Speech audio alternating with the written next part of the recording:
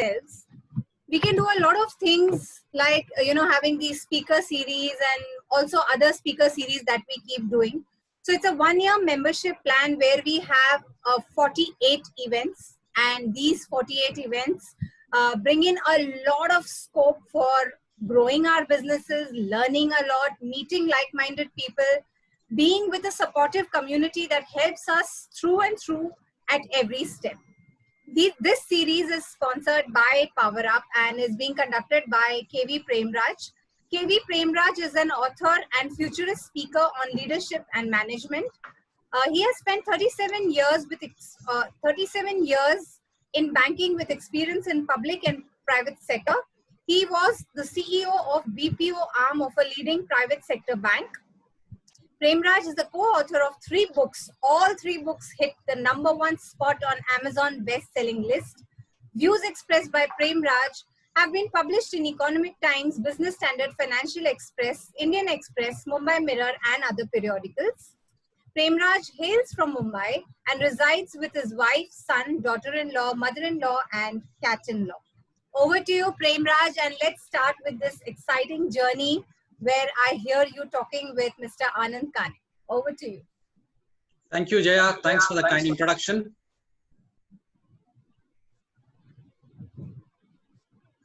We have on show today a multifaceted personality in Anand Kane.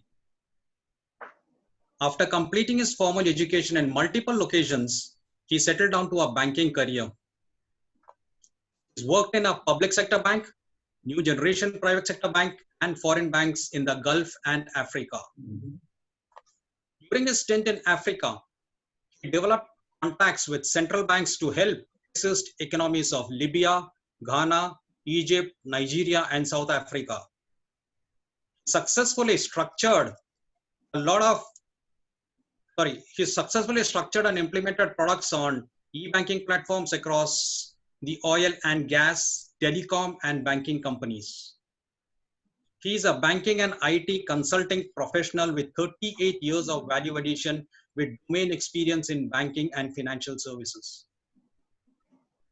After managing global sales for technology development and management services for Oracle between 2012 and 15, he took up the entrepreneurial plunge.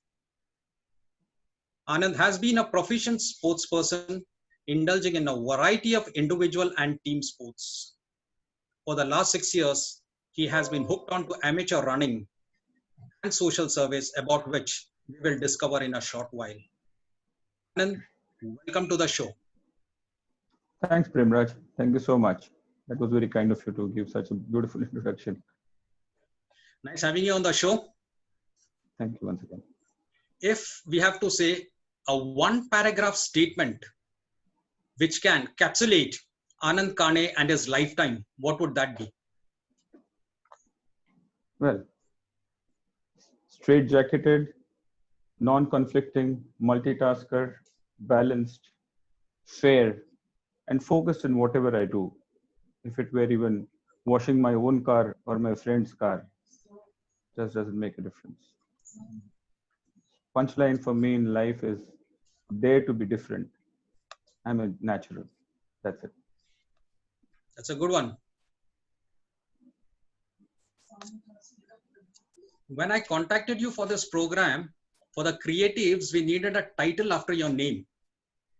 You opted for the accidental banker tag. Curious to know why. Well, yes, it did happen that way. You mentioned about the sports, and I was hooked onto it. Coming from a KVS background, which is Kendriya Vidyalaya, it's more like a military school. So the love for sports along with academics is always a balance to make. And it was the sports which naturally got me hooked onto.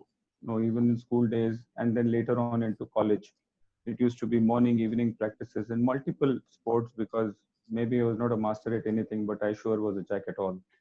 So maybe 6 to 7 hours a day with the college and with we didn't have any classes then because we kind of managed it on our own. But everything was going fine. And I finished my second year exams, and somewhere around the same time, I got opportunity to work with a nationalized bank. This was an opportunity which came under the sports quota. So something which I possibly was not very keen on, I was not sure, but I did take that. The accidental banker tag happened because 6 months down the line, while I was doing my banking, and my objective was to be playing for the organization and also working, and not the other way around. But a motorbike accident changed the entire tide in my life. And here I stood, not knowing if I was going to have my right leg later on, or I was even going to walk on it, or I didn't even know if I would have maybe a leg and a half. And what then the doctor told me is that if you can have those two legs and you can walk on them properly, you should find yourself lucky. That changed everything for me. It was overnight. And then what else? That is how this accidental banker was born, because then the focus went into banking. Nice story, but it's a happy coincidence. Uh, a year ago, when I started out on the public stage, when introducing about my past, I used to mention I was an accidental banker, the very same term that you have used now. Really, Stephen. I Yeah, didn't know that, Prem. That's nice to hear. Maybe some yeah, other day we'll talk about it. yeah.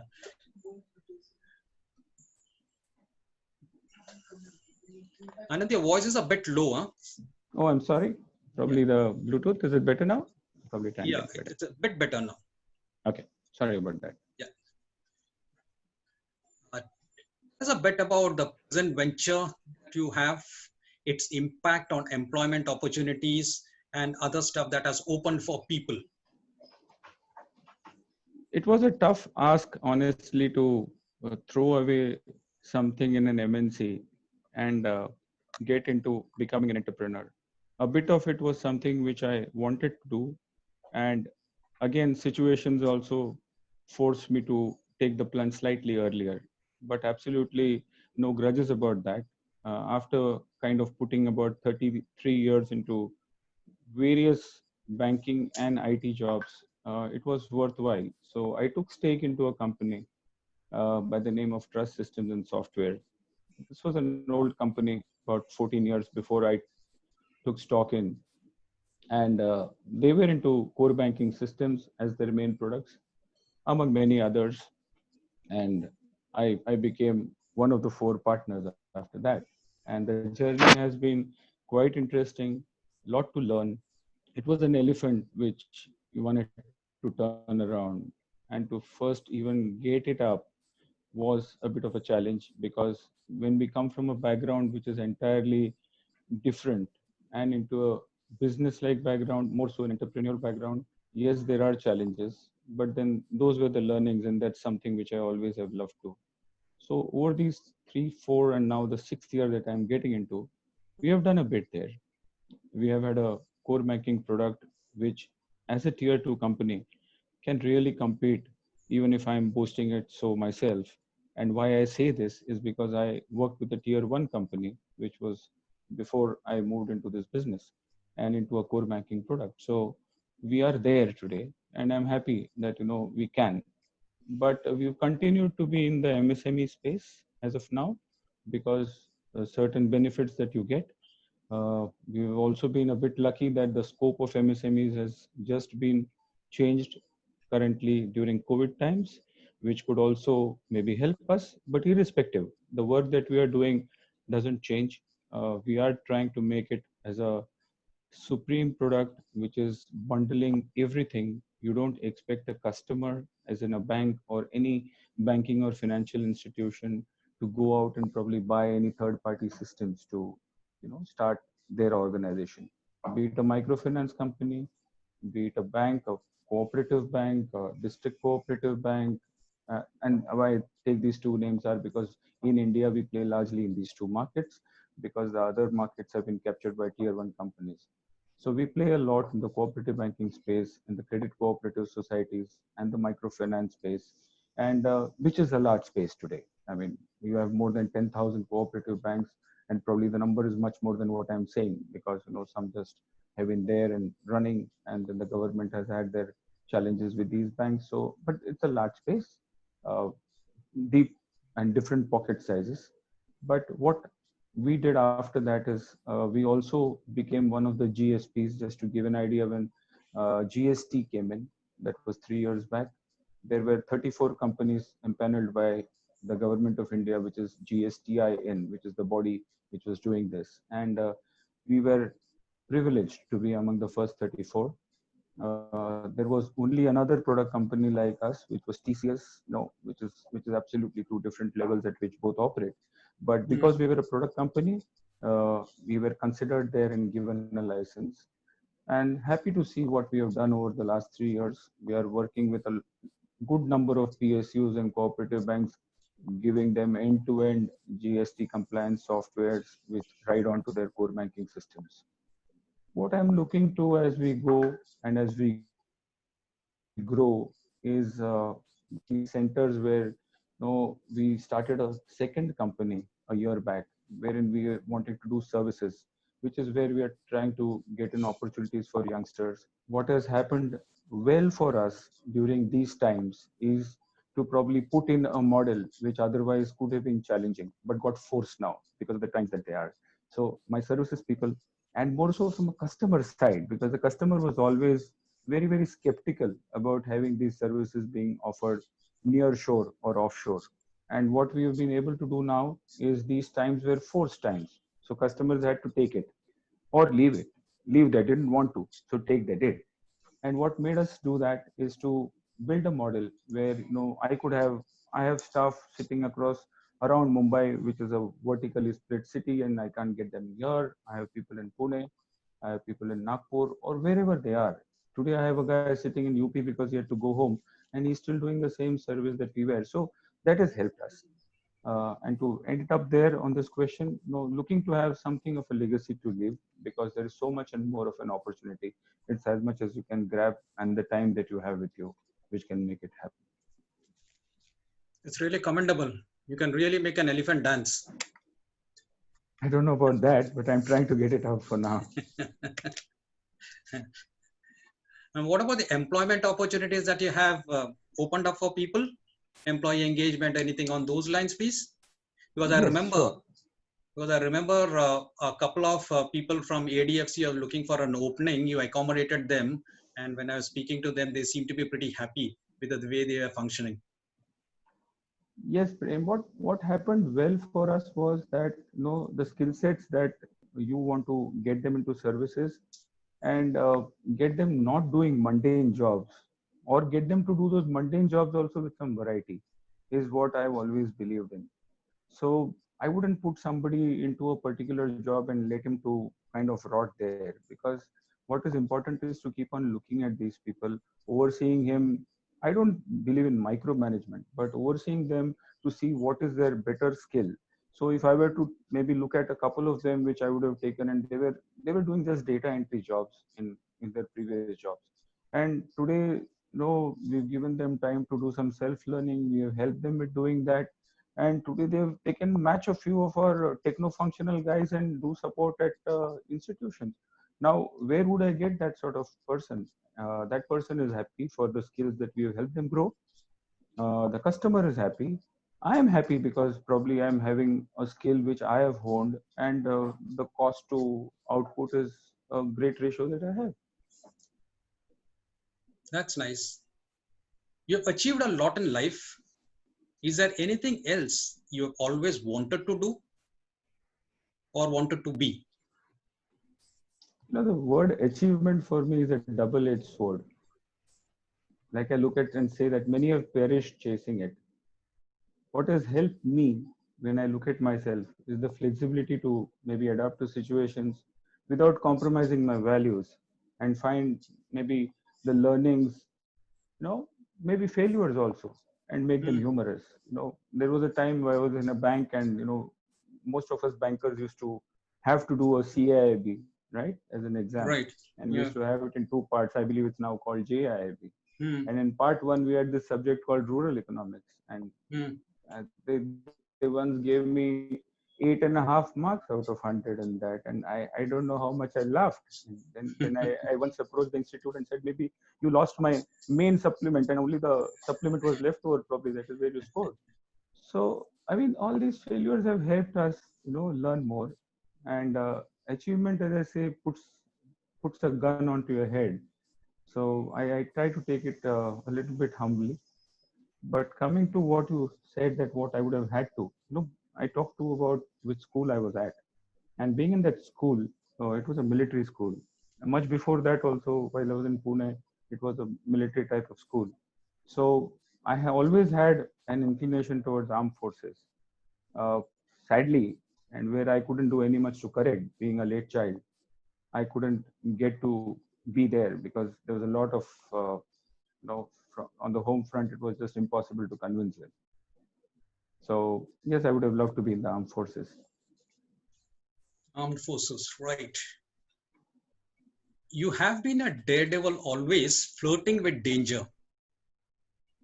What is your definition of fear? Can you share stories where you stared at death? Fear, I'm still trying to find what is fear. No luck so far. But yes, the fear, or should I say thought of losing someone dear, can create cold feet. And I've had that happening too often, too early in my life. Like I said, that I was a late child. So I was not so fortunate as many are to have my father, was also a guide for me. He was a banker himself of repute, and was an absolute example to lead with. And what I only could take from him were the values and virtues. But like I said, these losses do hate. But fear is something which, I guess, this again had to do with something. When you talk about story, I can vividly remember this was the school in Pune where I used to study, a school called Maharashtra Mandal. It's an absolute military type of a school. They used to teach us shooting and everything. And I joined swimming at the age of 6. I don't know how many of you here know that school, but old school on Tilak Road. Later on, they moved to another part of town. But when I was studying, it was on Tilak Road, and there's a dingy little swimming pool there.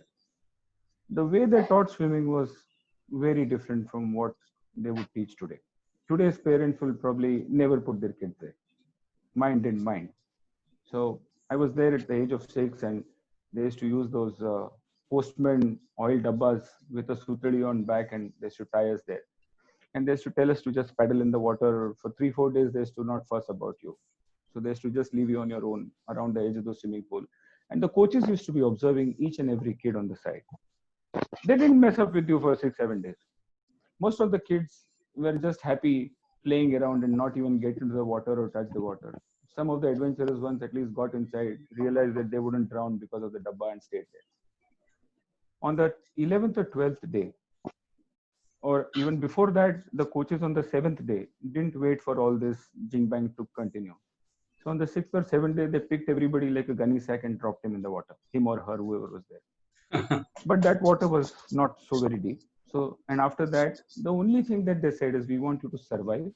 So we'll teach you what was the easiest of the stroke, which was dog pedal, which even a pet can learn, or a pet learns from their mother's stomach. They don't need to be taught.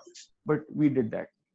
Come day 14, they invited our parents, and we didn't know what it was for. There was a huge well alongside the swimming pool, a good 50 feet circumference, a beautifully maintained well. Lovely stairs leading down there, and they lined us up there towards the well. We didn't know what we were supposed to do. But yes, whoever was second knew that what the first guy was doing. So he was obviously not liking what was happening. And the parents were called one by one and made to stand around the side of the well. This was about 15, a batch of 15 or 20. And the depth would have been about maybe 20 to 30 feet. Now, a 6-year-old child, 30 feet, half of the guys were peeing on the side. Even if I'm saying this on the show, I felt like I didn't, I'm quite sure. But they just made you jump there after telling that your coaches are standing there below. I do believe that that was the day. And since then, I don't think there was anything like fear into me. I did that jump, and then every day when I used to come for training, I used to do that jump again and again. There used to be no diving, nothing fancy about it. It used to just make you jump there. And in the next 10 days, because the training used to be about 3 weeks, that's it. They said, you no dog pedal, you won't drown, period. We want you to learn how to survive. I think that took away the fear, which probably I thought if I had, but that's been my experience. And there would have been many when would have brushed with death. But I guess this was one of the reasons where I probably came over it. And I still remember that very, very vividly. Thank you. Thank you for sharing this with us.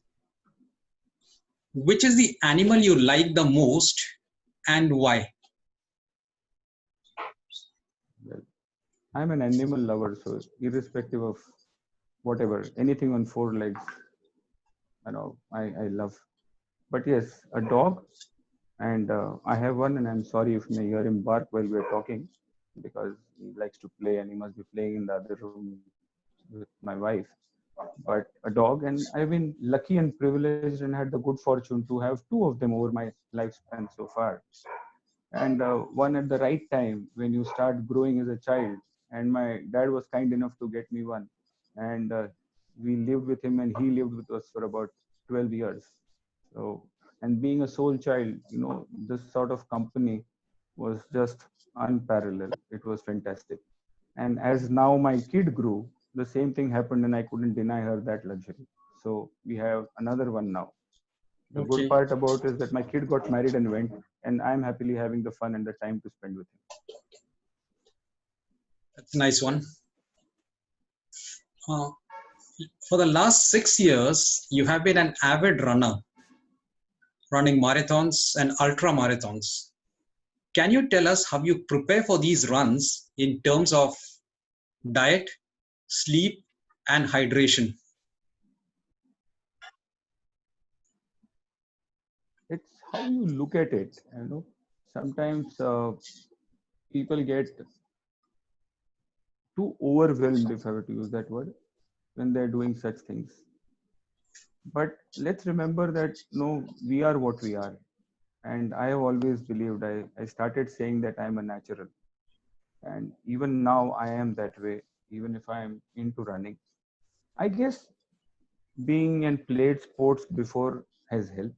But yes, I also took with me, those challenges of having injuries with a kind of a weaker leg because of my broken leg then. And yes, it was challenging. I had a lot of resistance and still have from my family. But I believe that being natural helps from a preparation perspective. And like all the gurus talk about, I think I still go the same way, that the importance of sleep, that's quite paramount. We have seen or heard many not so good things when people kind of do not make sleep as a good habit for themselves. Because in the professional work life that you run around, these days you see people kind of overdoing things. When it comes to hydration, yes, water, if I look at myself, I was a poor water drinker earlier. And as I moved into running, I slowly made a habit of drinking. I Now luckily we have a lot of apps on the phone to remind you. But even while the apps were not there, and in office, I used to have told my pantry boy or whoever was there serving me that every 1 hour I want you to get me a glass of water, keep it in front of me, and don't move from there till I finish those 300 ml of water. So that is the way I initially developed that, because on my own, if I had 4 bottles left with me, I would tend not to, because you would get into some call or some work and you would miss it out. That helped me. So the hydration bit helped, because water really helps. That's the purest form of whatever you get, irrespective of what quality you get. But water is still the same. And the more you get it plain without mixing up any of those, what do you call, the enerzols or the electrols of the world, you can still manage it.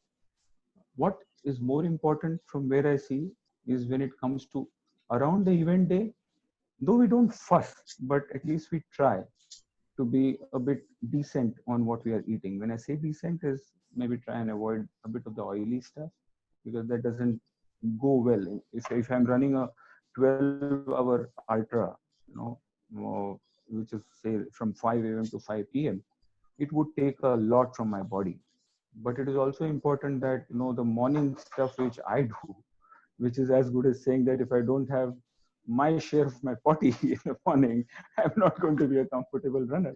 So I True. take to it that whatever I eat is light in the night, and I'm comfortable when I get off, because we all know, howsoever what we say, that if you've had a very decent and a clear stomach, even your mind starts getting clearer, because this is all, running is all there in the mind, and it all starts from the stomach and gets there to the head if you don't get it right. Mm. So I generally try to do that. On the diet, we usually try, depending upon what we are running, and if we know the sort of terrain that we are running, because sometimes there are hills, sometimes it is sand, sometimes there's a mixture of how would you say, forest, trail runs that we have. So according to that, we kind of, when we change the attire also that we need to, we also kind to have be the, the sort of diet where we have a mix of carbs or something. But trust me, around the year, a lot of marketing happens around this and people do businesses. But if I talk to somebody, because after being for a while, you have somebody saying, "Aap kya karte ho?" And I say, "Aap jo karte the wahi karo." You don't really need to do something so great about it. Yeah, thanks for those practical tips. There are some want to be runners in this on this call. These tips will be helpful for them. Apart from running, you are also into a lot of social service. Tell us a bit about that.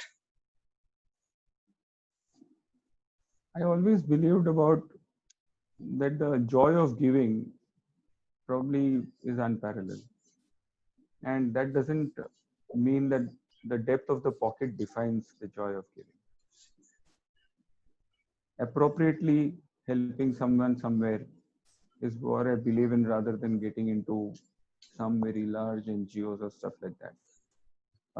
A friend of mine who's a trustee with one of the Aadhaar homes, as it is called, a place very close by from here, which is in Badlapur, and they have another branch in Nashik. They take care of about 300 to 350 mentally challenged, I would say, kids, because it's from 18 onwards that they admit inside. And one has to be there to see how tough it is to handle them. It is a fully grown, mentally challenged adult with an IQ level below your base level. And this is a team of over 100, people who take care of all these adults morning to night and through the night, day in, day out, month on month, year on year, till that person ceases to live. Now, when you go there, you are touched by the way they do things. And I've been associated with them for a while now. Uh, at the Standard Chartered Marathon last year, and since 2 years, I've got them attached there as an NGO. So what helps is, they get into the celebrity run stuff. They have the kids coming from Badlapur and they have a ball of a time enjoying there. But what it helps them, because this is not a government funded organization. So it is on a parent child relationship where the parent sponsors the child. But as we know, parents age and they are not in that position to support the child after a while because costs keep going up. So that makes it difficult for doing it over a prolonged period. And that is where those charities come in very, very handy and useful. So that is one of the organizations I help. And among many others, we even talk of something that is very close to my heart, which we are doing on the 15th of August. Now, this is where we have actually, on a yearly basis, we have the Mumbai Ultra, which is a 12-hour run. This year, as those who are in that space might be aware, that there are no ultras, no races happening thanks to COVID.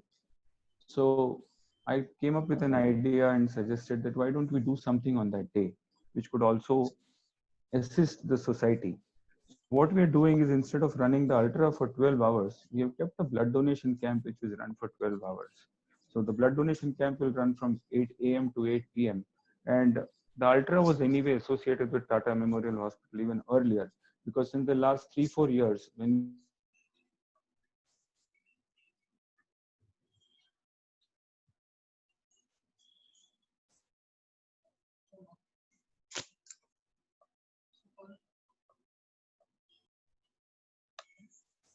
have been running the ultra, we have seen a lot of The video, the video has gone on hold.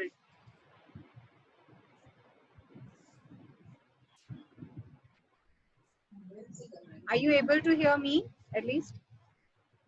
I can hear you. I think his video has got stuck because of some network issue.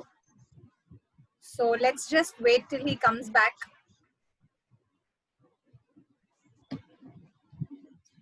Okay, yeah, I think it got logged out because there was a network issue there, and he shall reconnect soon. Meanwhile, if people, those who were hearing, if you might have any questions, we can have them ready so that, once Premraj has already asked all the questions that we had thought about, you could shoot yours. What do you think about that? You could even write those in the chat.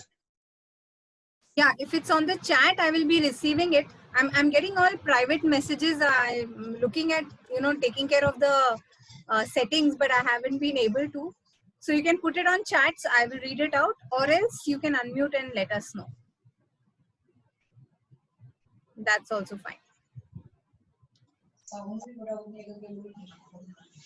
Sorry, is somebody saying something? Okay, he's back. He's back.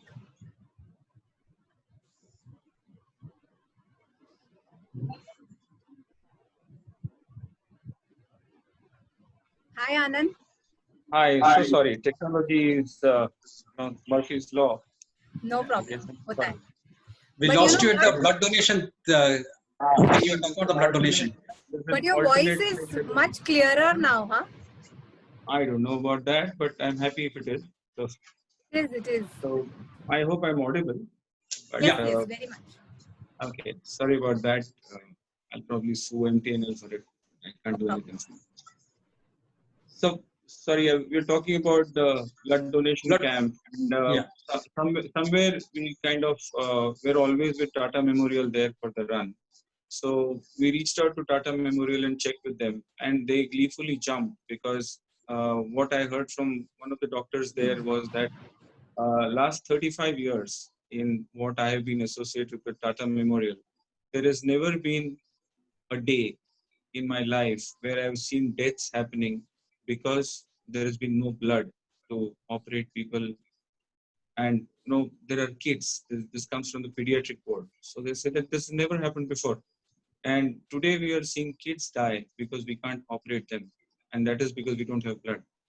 So we said, why don't we connect? And that is how we connected. I'm happy to say that we are going full blazing, doing registrations. We have targeted to get about 500 donors at least in these difficult times. And we're trying to get this to the running community because the running community is where we connect with the ultra. The donations do not stop just with the running community. Anybody and everybody is welcome to join in and donate.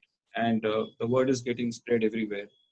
We have even reached out to the additional secretary and requested that people in and around Mumbai be permitted to use public transport on that day so that they can make it to the camp, because not everybody can afford to come by a car or take a cab, say from Panvel or Virar. So trains are plying, and that's what we are looking to achieve. So wish me luck, and we hope that we can do something for the society. Yes, we really wish you luck. You are doing a commendable work. You spoke about the Badlapur home, which I visited once, and they are doing a remarkable work in looking after those kids, those 150 people that you talked about. And this blood donation drive, there are a lot of people, Mumbaikars, on this show. They will help spread the message. I've already spread the message in my community, and we are sure you will reach your target of 500. That's wonderful. In fact, I should mention, Prem, that I know you're a Rotarian, and we have good support from the Rotary Club of Shivaji Park, who actually wanted to also come in as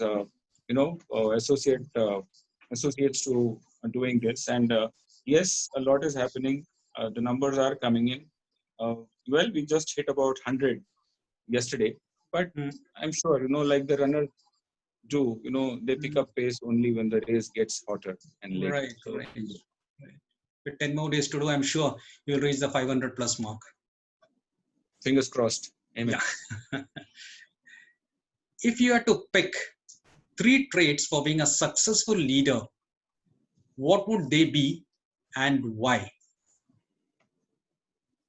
The management books will talk of many of them. starting from loyalty and honesty and integrity and God knows accountability.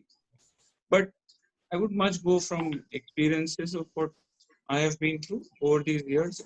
I've been blessed to have some very good mentors, and one of them, which I always will talk about, even before now, and I've always, and just today he had a heir to his empire being announced, and that is our good old boss, Mr. Aditya Puri. And he used to say this, that, and which is one of the traits, saying decision making. He says, I want you as managers to take decisions. Take 10. Maybe you'll screw up on 8 to start with. But as long as you know that you have to improve upon it, there will be a day when you will screw up 2 out of 10 and you'll get 8 right. And that's exactly why I have you as manager. So I put that decision making ability, or I would say the gut or the capability or whatever, as one of the traits to go with. The other one is delegation, if I would think of, and even empowerment, because we have seldom seen what happens when you do not do that. It gets to micromanagement after that. But if you are delegating and you are empowering, what it does is it instills a lot of confidence in the ranks.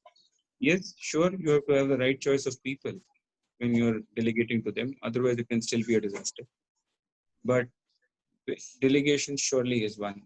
And among others, yes, confidence surely, because people ape leaders. So if you don't have the confidence, I shouldn't use the word saying you should be confident even if you're lying. But I guess as a marketing man, you need to do that once in a while. So be it, as long as the interest of the business is suited and you're not doing something wrong for the society. But I would still put 2 of mine, which are the most important ones, which I feel, this is personal, absolutely. I don't know if it's written in any management book, but I would think a good listener and someone who respects time. These are 2 values which I got from my father. And I think these are great virtues for a leader to take. Great. You spoke about decision making, confidence, delegation, being a great listener, and someone who is punctual and a good time manager. Great traits to have in a leader. Thank you for sharing this, Anand. What comes first for you on the personal level and on a professional level? This is a tough one, Prem. I would say both. Now, that doesn't answer what you said. But, I always feel, and maybe I'm a bit blessed like many others would have been, you need to have 2 separate compartments to process each. Focus and prioritization can, where you queue up both and, you're there. So you need to do a common queue there where you have your personal as well as professional stuff aligned. And then you prioritize as you need to get forward. The other part is never carry your work baggage mentally home, and ditto for your personal baggage to work. Now, the dilemma is during these current times of work from home, right? So, what I've said may not hold good there, but that's how I look at it. Yeah, there has to be a judicious mix. I agree with you. Now, what do you hope to accomplish within the next 3 years? You've already accomplished a lot. What are your plans for the next 3 years? Well, if I continue to live for the next 3 years, what I might accomplish very seriously and without much effort is senior citizenship. Okay. But jokes apart, I always think that setting such targets can get a bit hazardous, both personally and professionally. I have seen life in my own family from all sides, and it's difficult. We need to be very dynamic and be adjustable and flexible to change what you're focusing on. Typically it's like a footballer, as I put in. You don't know who's going to attack you from where. And so Right. you have to make your move depending on that. So I guess I link that as a sportsman when it comes to. But when I talk of a few things that can change, there's something just recently which happened. with a very close runner friend of mine. He used to train with me for the last 5-6 years. Maybe he started a couple of years before me. Uh, a very humble guy, coming from a Kachi family. Yes, it was a passion for both of us when it got to running. His passion turned into obsession.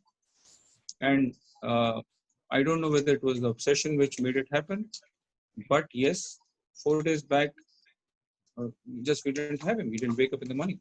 So we had a major cardiac arrest. And we used to chat a lot. We used to run together. So many things used to happen. I used to check with him on his targets. And something like you asked, where are you getting to in the next 3 years? A well-to-do man from a family. His daughter just became a doctor just 15, 20 days back. And this man you had got obsessed. Everybody needs to know where you are. A Maruti 800 really can't always compete with a limousine. True. And no, I don't say he was a Maruti 800, but he sure wasn't a limousine. And while he had the time to do so many things, he kind of burnt himself out. And today he's not there. So his 2 to 3 year target stuff always gets to be, a bit difficult. But on a serious note, I want to contribute in whatever, wherever it is to be, and being a catalyst in bringing positive change, irrespective of which area. If I can do that, I sleep so very well. Thanks, Anand. We have been speaking for the last 40 odd minutes. Do you mind taking some questions from the audience? Absolutely not. Jaya? Thank you so much. Yes. It was so good to hear you, Anandji, and especially the traits which you described about leaders. I am with you on that. Decision making and being on time are non-negotiable, I think, for a leader. I was also in the middle of writing my second book, which is called On Time is Late. I feel that being on time is equal to late. We must actually be before time wherever it is that we want to reach. So we respect our time and others' time. So I'm very glad you brought that up and I loved it. So thank you for that. That's the way I've been living my life. So it just comes naturally. Wow. So we have a lot of comments also coming in for you. Best wishes, Anandji. Keep on inspiring. God bless you. And a lot of wishes coming in for you. But we do have a question from Ritu. She says, what is about the armed forces that so fascinated you? It is good to see that despite so successful in your current field, you still think about being associated with the armed forces. Having said that, I would like to say that the loss is that of the armed forces. But her question is that what is it that fascinated you for armed forces? Oh, thanks for the question. It's a nice one. It touches your emotional chord. And it has always, I guess, how do I answer this? I mean, if you've been into school and your peer group is wanting to get into a particular stream for studying, you tend to also, I would again use the same word of keeping them or wanting to be with them. There might be something for company. I mean, we were like that, and today's kids are much more focused. They start deciding at the age of at 7 or 8 of what they want to do, and more often than not they do it. But during our time, it was that way. And having studied in a military school for more of my years, it was very easy for me to connect with all the kids coming from a military background. And I used to go along with them to military canteens, go on playing, learned horse riding, learned shooting. I mean, I've been blessed to do all these things at a very young age. And today's kids, they don't even get a ground to play, at least in places like Mumbai. So thankfully, I was in multiple places, and that helped me to do that, because Kendriya Vidyalaya used to have huge complexes, and all these facilities were there. So naturally, you see, and then there is that, you are made in some way. And I think I talked about the fear part. So if you think that you are fearless, what better than the army to be in and serve for your country? Very true. That is so true. But very few people might be thinking like that. It really needs to be somebody who's very courageous and fearless to be saying that. So thank you for that. It's great to hear you saying that. We have talk about that. Sorry if I were to just add to it. We see countries wherein we find mandatory military training. Even Singapore, countries so close by, have it. I know countries in Africa have it. So what happens there is it instills a bit of a sort of discipline which is much different to a civilian. Yes, it takes you to the rigors of physical training, but it also does you a lot of mental training along with that. And today, I guess that balance is missing when we look at the society. You look at these youngsters today, and half of them are listless. I'm sure if you would have put them for some sort of trainings like this, life would have been on a different, no, a different track for them. At least there would have been some disciplines which they would have got to. Today, look at normal civic sense, which in India we miss out. And I don't think much has happened there, and we can only be optimistic that over the few years something will happen. But military training and making it mandatory really can help. True, very true. Very true. Actually, I think discipline is one thing, that if we imbibe it into our character, it completely changes destinies. So maybe today's children, if they are, given this kind of training or something like that, it's really going to help them build that kind of character, which, does a lot of benefit. Absolutely. Anand, can I ask question, Prem? Yeah, yes, Suresh, go ahead. Yes, please. Yeah. The simple question which comes to my mind because of e-learning, whatever is going on right now. Anand, what is your take on that? It's a different question from your what you have mentioned, because I know that we talk in terms of communication, etc. Listening is important. Talking is only 7-10%. Whatever we talk in terms of technicalities, but today e-learning. Children are glued to computers or maybe laptops or mobiles. Right. What is your take on that? In the sense that, what do you think where we are going from here? Everything that you do creates an opportunity for somebody or the other. And all the opticians across the country are so happy that e-learning is happening. I have an optician friend of mine. He doesn't know where to look at. Me and him walk our dogs together in the evening sometimes, because now we have nothing better than being dog walkers for a while. And he has half of his clients meeting him on the road saying, "Mera chashma ban gaya hai nahi?" So when he was jokingly saying, "Abhi Fire Garden pe ek lari laga deta hu mera," because that's what is exactly happening. Because kids are glued on to, earlier they were just maybe on TV or on their PlayStations, and now their learning is happening there. So you are pushing them on to just watch the screen for God knows how many hours in the day. And while you don't have a choice, but it's the same way that the work from home balance and imbalance is happening, for which we have created poor cultures and I blame that to us as Indians. It's the same way. Talk to anybody who's working from home today, and he or she is grossly pissed off the way, because we don't respect anybody's time. The same way is happening with e-learning. As it is, the kids were under a lot of pressure, and now you make them do this, not to talk about all the gadgets or the equipment that some who cannot afford have to buy it.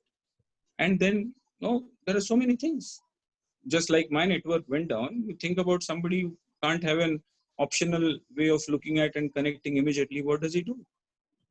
So there are so many challenges, but yes, I'm sure some things will come up.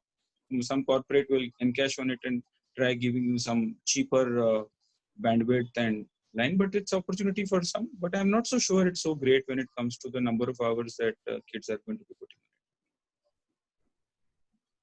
Yeah, thanks. So, e-learning, sir, if I may just add that, both my children are now at home and they're doing this e-learning.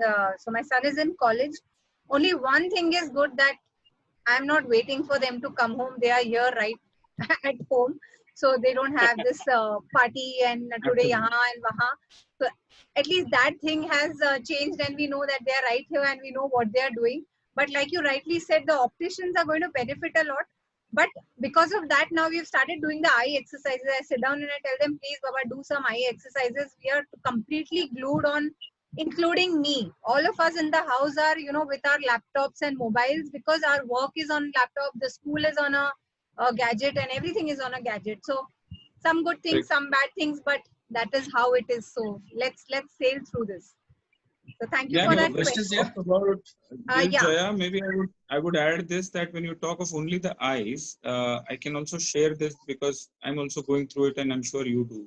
That there have been many who have been complaining of stuff like backaches, because when you are going to be at home, naturally your posture is not going to be the same what was before. So there are exercises for the back also that you need to start doing yourself, because eyes is just one part, but tomorrow it's going to be a challenge for you to walk as well. Very true. Very true. You're Very so true. right. I think a little half an hour of exercise is compulsory. It should be compulsory for all of us sitting here. Absolutely. I just want to add, Anand, one more thing, one more point on this is that I think it is leading us, all of us, to something called as a social isolation, which is a very, very big problem in the sense that we are all doing this, work from home or work from anywhere, and kids are also glued to all that. There is no joke, but in one house there are husband, wife sitting in separate rooms, child is sitting in separate. But this is ultimately leading to a social isolation. That's what my opinion is. Yeah, it does. You're right. In many ways, yes, because everybody is glued on to their job. You're there, everybody's on calls. If you're working at two different organizations, you tend to do that. And while you're physically there, but you're still physically not there for the children at times, because they're also on their own doing something else. Yeah, any more questions? It's making us independent. So we have a comment here. This Read out all the comments, please. This topic was so interesting. I think we could go on another half an hour talking about how we do things from home and how much we value. Actually, honestly, I'm dying to meet people in I wish this was done personally and we could meet each other. I'm really waiting for that time when we'll have an offline meeting now. So yeah, I'll move further to the next comment. Bhavna says, thank you for sharing, Anandji. Very inspiring. Premraj did a great show.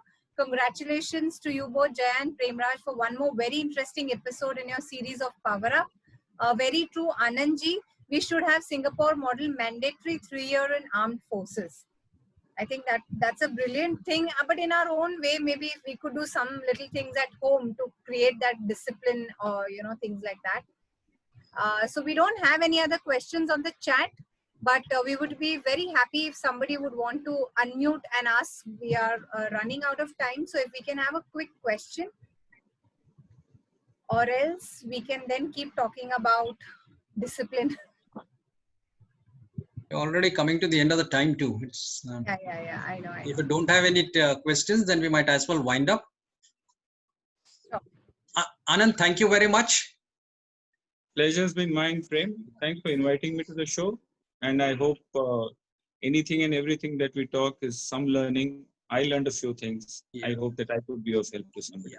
You are the embodiment of courage and a can-do attitude. Those of us who have been privileged to be in your proximity has cherished your company.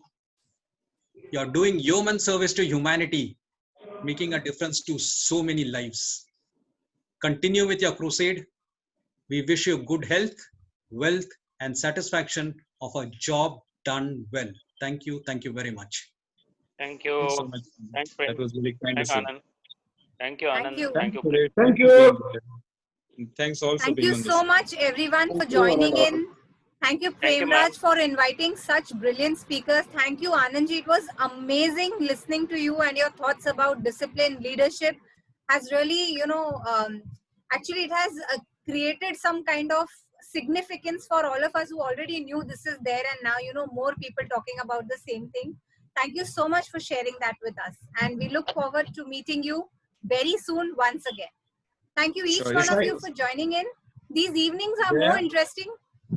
If I may, please. I did notice while you're talking, one of my mentors is on the show, and I would love if he would say he's been a direct mentor to me. Wow, and so I sweet. don't think he's in Mumbai, but he had told me that he will join. Mr. Ram Subramani, I do see that you're there somewhere and you've muted yourself. Yeah, he's here. Yeah, I was trying to speak. Hello? Hello, yes sir. Hello, can I speak? Yeah, please go ahead. Yeah. Anand, I enjoyed listening to you. Hello? Yes, Ram, yes, we can hear you. Actually, we used to call him a cop, when we were all working together. When he talked about army, I am reminded. We used to call him a policeman. Anand, one thing we didn't touch upon today is about your singing. How this music helps you, tide over, stressful moments. Can you say something about it, Anand? You know, that is a driver-cleaner relationship, Ram, that I say. I have a driver in my house and I am the cleaner. So my driver inspires me. And during this lockdown, she's got me from, let me say, from bathroom to bedroom. That's what I've done. From probably being not so unbearable, I probably have become a bit bearable. That's it. Thanks. Ram, it was nice to see you. I know you're not in a poor. I was there all the time. I wanted you to tell something the singing part. Songs. How did it help you? I got you, Ram. Anand is a good singer, actually. We want to hear one song. Sorry, now we are not listening to anything else. We want to hear a song.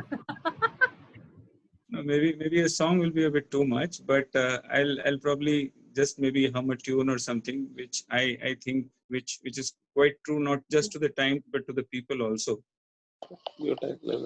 I'm a big Kishore Kumar fan, like many of us would be around here, and this is one of his songs. So pardon my voice in whichever way it is. I had a hard day today, talking a lot also earlier during my day with some meetings, but let me try to that. कुछ तो लोग कहेंगे लोगों का काम है छोड़ो बेकार की बातों में बीत न जाए ना कुछ तो लोग कहेंगे. Thank you. Wow, that was so amazing. Superb. That's what I'm saying. I'm missing the offline meetings so much. I can't tell you. But anyways, this is also a good way of interacting and meeting new people like that. Yes, Thank you so much. You made our day, our evening so special with that beautiful song, that melody. And thank you everybody for joining in. Thank you, Ram sir, for telling us what actually was hidden for so long. We got to hear a song from him. So thank you so much for that. Thank you each one of you for joining in. And thank you, Anand, once again. And we will hopefully meet soon and have many more such events with you. Thank you, Prem Raj. Thank you, everyone.